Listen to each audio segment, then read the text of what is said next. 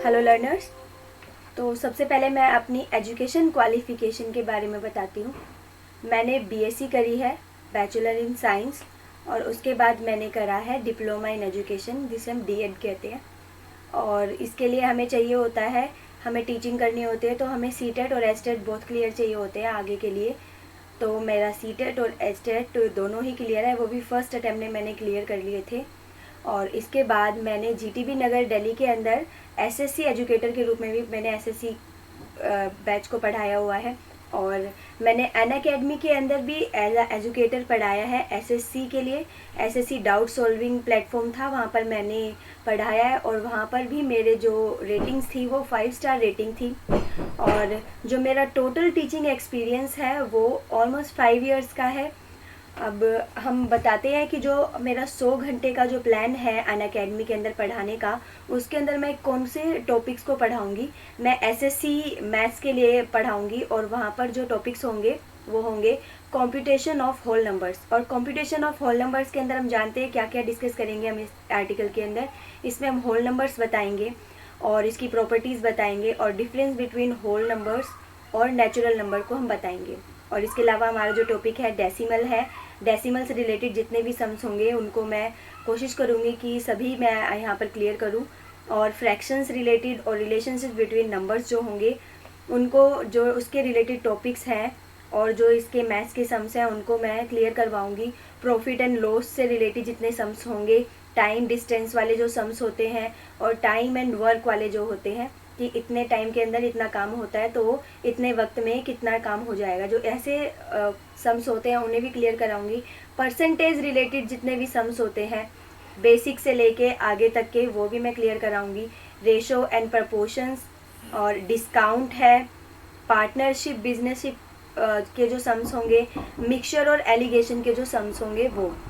इसके अलावा क्या है, स्क्वायर रूट रिलेटेड जितने सम्स होते हैं, स्क्वायर रूट कैसे निकाला जाता है और उसके रिलेटेड आगे जितने भी टॉपिक्स होंगे, एवरेज निकालने के, ग्राफ्स ऑफ लीनियर इक्वेशंस के, triangle and its various kinds of centres, congruence and similarity of triangle, triangles के जितने और कॉन्ग्रेंस के जो सम्स होंगे वो कोशिश करूँगी मैं सभी यहाँ पे टॉपिक क्लियर कराऊँ जितने मैं कर सकती हूँ।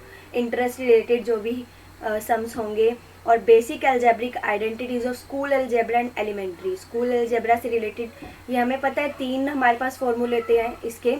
आपको पता है कौन से, a प्लस बी का whole square, a minus b का होल स्क्वायर, और a square plus b square का। तो a plus b whole square का हमें फॉर्मूला पता है। a plus b whole square का फॉर्मूला क्या होता है, a square plus b square plus 2ab। ऐसी a माइनस बी स्क्वायर का क्या होगा, a square plus b square minus 2ab।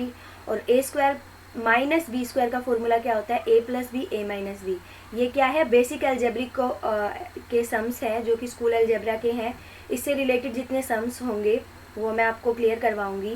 और सर्कल एंड इट्स कोड्स, जो सर्कल और कोड्स के होते हैं उसमें क्या होता है, सर्कल के अंदर जो सबसे लंबी कोड कौन सी होती है, डायामीटर होती है, जो कि उसके सेंटर से होके गुजरती है। इससे रिलेटेड जितने सम्स होंगे सर्कल के और ट्राइंगल के, क्वाड्रिलेटरल्स है, टेंजेंट्स है, angles subtended by the codes of a circle, common tangents of 2 और मोर सर्कल्स।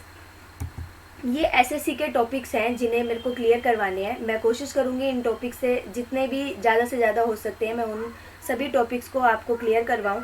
रेगुलर पॉलीगन्स के हैं, सर्कल है, right prism, right circular cone है, राइट सिलेंडर है, सर्कुलर सिलेंडर है। सर्कुलर सिलेंडर पता है आपको, सर्कुलर सिलेंडर कैसा होता है, ऊपर और नीचे जिसके क्या सर्कल होता है। इसके अंदर क्या अहम बात क्या होती है कि जो ऊपर और नीचे सर्कल होता है इन दोनों का रेडियस क्या होता है, सेम होता है।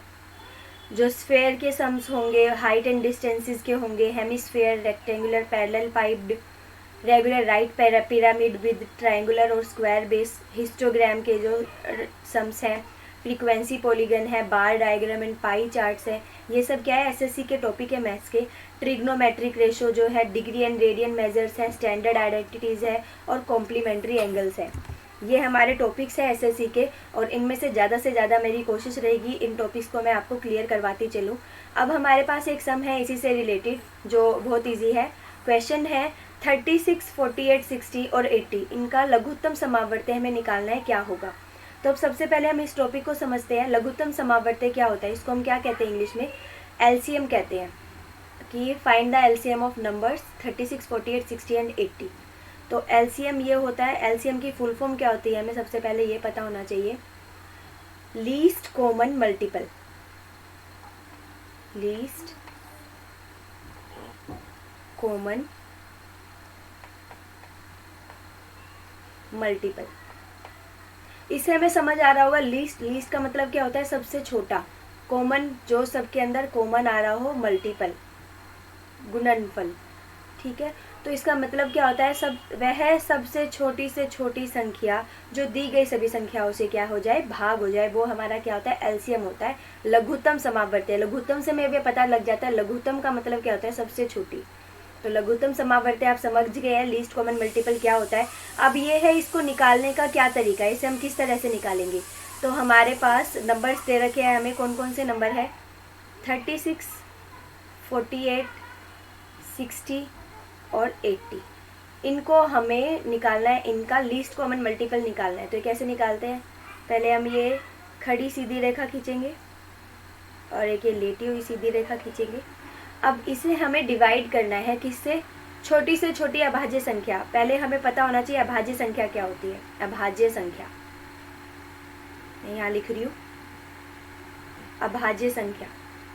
अभाज्य संख्या वो संख्या होती है जो सिर्फ एक से भाग होती है या स्वयं अपने नंबर से भाग होती है। तो सबसे पहले हमें पता होना चाहिए सबसे छोटी अभाज्य संख्या क्या होती है।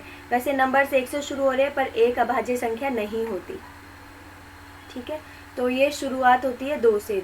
दो हमारे पास सबसे छोटी अभाज्य संख्या है, क्योंकि ये किससे भाग हो रही है, 1 से और सिर्फ 2 से। उसके बाद क्या आती है हमारे पास, 2 के बाद सबसे छोटी अभाज्य संख्या कौन सी है, 3 नंबर आता है, जो कि 1 से भाग होता है और किससे होता है, 3 से होता है। ये और किसी के टेबल में नहीं आता, ये और किसी से भाग नहीं होता, ये और किसी का मल्टीपल नहीं है। इसके बाद 3 के बाद हमारे पास नंबर होता है 4, पर 4 क्या अभाज्य संख्या है, 4 भी अभाज्य संख्या नहीं है, क्योंकि ये 2 से भी भाग हो सकता है, 1 से भी हो रहा है, 2 से भी हो रहा है और 4 से, मतलब इसके 1 से ज़्यादा हमारे पास है जिसे भाग हो सकता है। तो 4 हमारे पास अभाज्य संख्या नहीं है, हमारे पास आएगी 5, जो कि 1 से भाग होती है और किससे होती है, 5 से भाग होती है। उसके बाद 5 के बाद कौन सी अभाज्य संख्या, 6 अभाज्य संख्या नहीं होगी, क्योंकि वो 2 से भी भाग हो रही है, 3 से भी भाग हो रही है, 1 से भी हो रही है और 6 से भी हो रही है। तो जो 6 हमारे पास है वो भी अभाज्य संख्या नहीं है। 6 के बाद आया हमारे पास 7 नंबर, जो 7 है वो सिर्फ 1 से भाग हो रहा है और 7 से हो रहा है। तो हमें अभाज्य संख्या का टॉपिक जो है वो क्लियर हो गया होगा। तो हम इसे यहाँ पे लेके आते हैं। अब नंबर हमारे पास दे रखे हैं 36, 48, 60 और 80। अब इन्हें देखेंगे क्या ये 2 से भाग हो सकते हैं। 2 से भाग का रूल भी हमें पता होना चाहिए, कौन से नंबर होते हैं जो 2 से भाग होते हैं, जिनके लास्ट डिजिट क्या होती है, जो 2 से डिवाइड हो जाए। क्या नंबर्स होते हैं जिनके पीछे नंबर हो हमारे पास 0, 2, 4, 6, 8। ये नंबर्स अगर हमारे लास्ट नंबर है तो वो 2 से डिवाइड हो जाएगा। तो ये जो सारे नंबर हैं, एक के पीछे 6 है, एक के पीछे 8 है, 0 और 0, तो मतलब ये सभी नंबर्स 2 से भाग हो सकते हैं। तो हम सबसे पहले इसे 2 से विभाजित करेंगे। 2 से 36 को करेंगे तो हमारे पास क्या आएगा, 18। नेक्स्ट 48 को 2 से भाग करेंगे तो क्या आएगा, 24। 60 को करेंगे तो आएगा 30 और 80 को करेंगे तो हमारे पास आएगा 40। अभी भी हम देख रहे हैं जो हमारे पास नंबर्स दिए हुए हैं ये सभी 2 से भाग हो सकते हैं। तो हम क्या करेंगे, इसे अगेन 2 से हम इसे विभाजित करेंगे। तो 18 को करेंगे तो 9 आएगा, 24 को करेंगे 12 आएगा, 30 को करेंगे 15 आएगा और 40 को करेंगे तो हमारे पास 20 आएगा। अब भी हम देख रहे हैं 4 नंबर्स के अंदर 2 नंबर अभी भी ऐसे हैं जो 2 से भाग हो सकते हैं। तो अब अभी भी हम 2 से ही से भाग करेंगे। तो 9 2 के टेबल में नहीं आता है, 2 से विभाजित नहीं हो पाता, इसलिए 9 हम ऐसा ही लिख लेंगे, एज इट इज़ इसे उतार लेंगे। 12 को करेंगे तो हमारे पास 6 आएगा, 15 भी हम ऐसे ही उतारेंगे और 20 को हम 2 से भाग करेंगे तो हमारे पास कितना आएगा, 10 आएगा। अब हमारे पास अभी भी 2 नंबर ऐसे हैं 6 और 10 जो कि 2 से भाग होने वाले हैं। तो हम इसे दोबारा से 2 से ही भाग करेंगे। 9 आया और 6 आएगा 3 पर, 15 और 10 किससे भाग होगा, 2 से भाग होगा तो 5 आएगा हमारे पास। अब हम आगे देखेंगे कि अब यहाँ कोई भी ऐसा नंबर नहीं बचा है जो 2 से भाग हो सके। तो इसके बाद हम देखते हैं 2 के बाद कौन सी अभाज्य संख्या आती है, 3। क्या 3 से नंबर कोई ऐसा है जो भाग हो सके, हाँ, ये सभी इन सभी नंबर्स में से 3 ऐसे नंबर है जो 3 से भाग हो सकते हैं, तो हम इसे 3 से ही करेंगे। तो 3 को 9 को भाग देंगे 3 से, तो हमारे पास 3 आएगा। 3 को करेंगे 1 आएगा, 15 को करेंगे 5 आएगा, और यहाँ 5 आएगा। अब आगे देख रहे हैं हमारे पास 3 अभी भी है, तो हम दोबारा यहाँ 3 से भाग करेंगे। 1 1, यहाँ आया 5 और यहाँ भी आया क्या, 5। तो अब आगे हम देख रहे हैं हमारे पास सिर्फ 5 बचे हैं, और 5 ऑब्वियस ही बात है, 5 हमारे पास अभाज्य संख्या 5 होती है और ये 5 से ही भाग होगा। तो हम इसे 5 से करेंगे तो क्या आएगा, 1 1 1 और 1। तो ये पूरी तरीके से विभाजित हो गया। हमें जब तक इसे भाग करते जाना है जब तक कि नीचे यहाँ पर सभी संख्याएं पूरी तरह से विभाजित ना हो जाए।